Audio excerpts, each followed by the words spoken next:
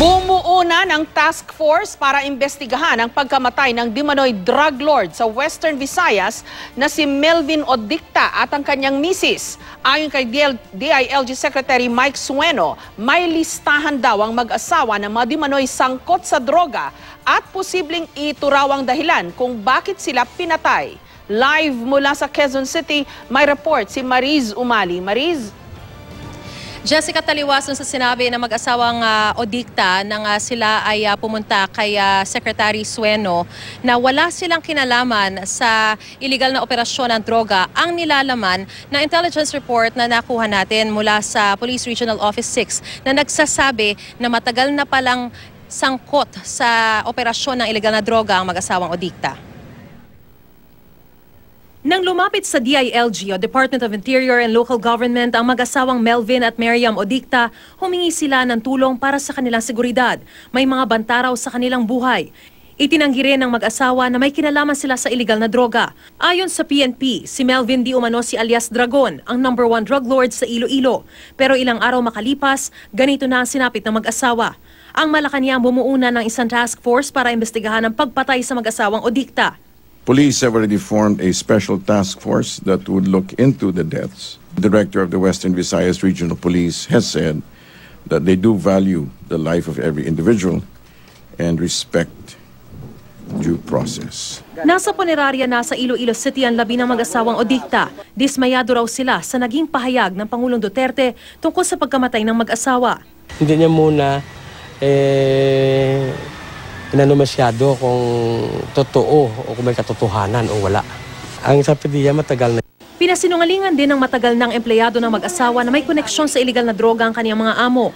Bukod sa taxi at van rental service, may internet cafe, water refilling station, gasolinahan at bar and restaurant din ang mag-asawang Odicta.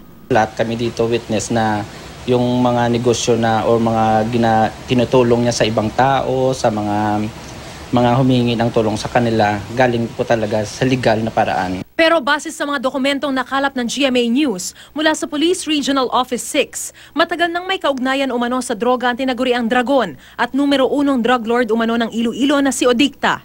Mayroon umanong 43 miyembro ang Odicta Gang na nag-ooperate sa Iloilo City sa pagbebenta ng iligal na droga at iligal na sugalan. March 6, 1989, nung unang naaresto si Odicta ng Narcom agents dahil sa pagbebenta umano ng marijuana sa Barangay Tanza, Iloilo City. December 4, 1989, nahatulan ng dalawa ng habang buhay na pagkakabilanggo at 20,000 pisong multa.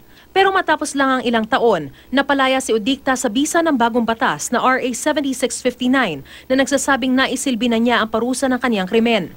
Sa loob ng kulungan umano nakilala ni Odicta ang iba pang convicted big-time drug dealer ng shabu at iba pang uri ng iligal na droga.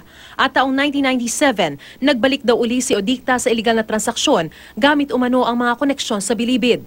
Hindi basta-basta si alias Dragon dahil lumalabas din sa investigasyon na bigatin ang kaniyang mga koneksyon at protektor na binubuo ng mga hukom, prosecutor, abogado, mga opisyal ng PNP, AFP at pati mga lokal na opisyal ng pamahalaan. 1998, nakilala niya si Miriam Regalado Porras, byuda ng isa pang kilalang drug personality na si Bonjing Porras. 2003 rin nang man-neutralize ang Odicta Gang. Ipinresenta raw ni Melvin ang sarili para linisin ang pangalan at matanggal sa police drug watch list. Pero patuloy pa rin daw ang operasyon ng iligal na droga sa Iloilo City. Tingin ng mga otoridad posibleng may koneksyon sa nalalaman ng mag-asawang Odicta tungkol sa illegal drug trade ang kanilang sinapit. Basta sinabi nila may listing lang sila. Sinabi may listing. Hindi ko na rin tinanong kung sino. Although nagtanong ako may malalaking tao ba doon, sabi nila wala. Dahil may listing nga, posibleng yung mga nandun sa listahan na yun ang pwedeng nagpapatay sa kanila. Baka rin. Samantala, iniimbestigahan na kung bakit nakabiyahe ang mag-asawa sa kay Naroro Pakatiklan kahit nahulihan ng mga baril ang tatlong kasamahan umano nila sa Batangas Port. Ayon sa pulisya, pare-parehong walang lisensya ang kalibre 45, kalibre 25 at 9mm pistols na nakuha kina Marlon Susano, Manolito Susano at Maria Victoria Laico. Nakuha mga armas sa dalawang sasakyan ng mga suspect.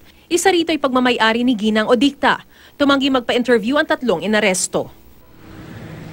Jessica, hanggang sa mga sandaling ito ay wala pa rin malinaw na resulta yung isinasagawang investigasyon sa pagpatay sa mag-asawang Odicta. Pero ang sinasabi sa atin ay meron na raw leads kung sino yung gunman at tinutuntun na raw ito ng pulisya. Jessica. Okay, so ang pinagtatalunan ngayon, Maris, no, sa pagitan ng mga otoridad o kung sino man at sa kampo ng mga Odicta represented by their lawyers, kung totoo bang merong matrix na ibinigay itong Mr. and Mrs. Odicta nung sila ay nagtungo sa opisina ni Secretary Sueno, no? Kasi may lumalabas ngayon, sabi ni Secretary Sueno, may listahan silang binabanggit, tapos may nababanggit na matrix, pero I understand according to their lawyer, walang matrix na ibinigay ang mga Odicta sa DILG.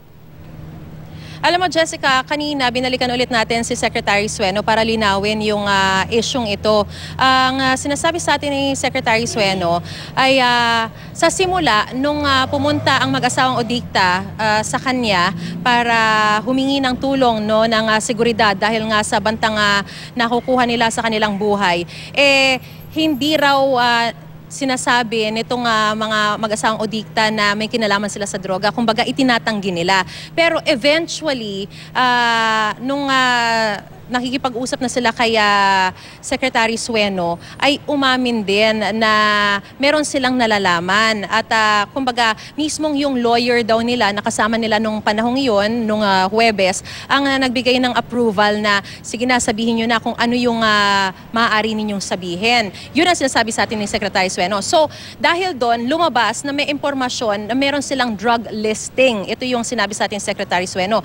Unfortunately, nung time na yon, nung Thursday, na pumunta yung mag-asawang Odicta, ay hindi nila dala-dala yung drug list na yon. Naiwan daw ito sa bahay ng mag-asawang Odicta. Kaya hindi nila naibigay nung panahon na yon sa DILG kay Secretary Sueno. Dahil nung mga panahon din na yon, ay hindi na raw sila mahihintay ni Secretary Sueno dahil nga meron pa siyang ibang mga activities at marami pa siyang ibang trabaho na kailangan ding asikasuhin. So kumbaga na-entertain niya na itong mag-asawang Odicta, narinig niya na yung dapat niyang marinig at tinatanong niya, sino-sino ba yung mga laman nitong drug list ninyo? Meron bang malalaking mga personalidad? Nung sinabi daw ng mag-asawang Odicta na wala naman, kumbaga medyo nawala na ng konti yung interest ni Secretary Sueno dito at tinurn over na siya sa CIDG. Total, hindi naman daw kasi sakop ng jurisdiction ng DILG yung mag-asawang Odicta dahil hindi naman sila local government officials. So, nung tinanong niya na handa ba kayong magpaimbestiga at pumayag daw yung mag-asawang Odicta, tinurn over sila sa CIDG at doon na nagbigay ng affidavit. Tinanong ko yung CIDG kung meron bang drug matrix. Ang sinasabi lang sa atin ng CIDG, tanging affidavit lamang yung binigay sa kanila ng mag-asawang Odicta. So, apparently, parang lumalabas na meron nga drug list pero mukhang hindi pa ito na-turn over talaga at baka mukhang naiwan, base sa mga kwento nila, mukhang naiwan pa ito sa tahanan ng mag-asawang Odicta, Jessica. And ang pinaka-revealing, may revealing portion ba yung affidavit nila na in-execute nila sa CIDG? And when they did so, nung in-execute nila, meron ba silang lawyer nun, Mariz? Jessica, nung pumunta sila sa CIDG, meron silang abogado. As a matter of fact, kasunod lang yun ng pakikipag-usap nila kay Secretary Sueno. Ang sinasabi sa atin ni Secretary Sueno, meron silang kasamang 3 abogado nung nakipag-usap sila kay Secretary Sueno. And right after that, nung itinurn over sila sa CIDG, of course, kasama pa rin nila yung mga abogado nila.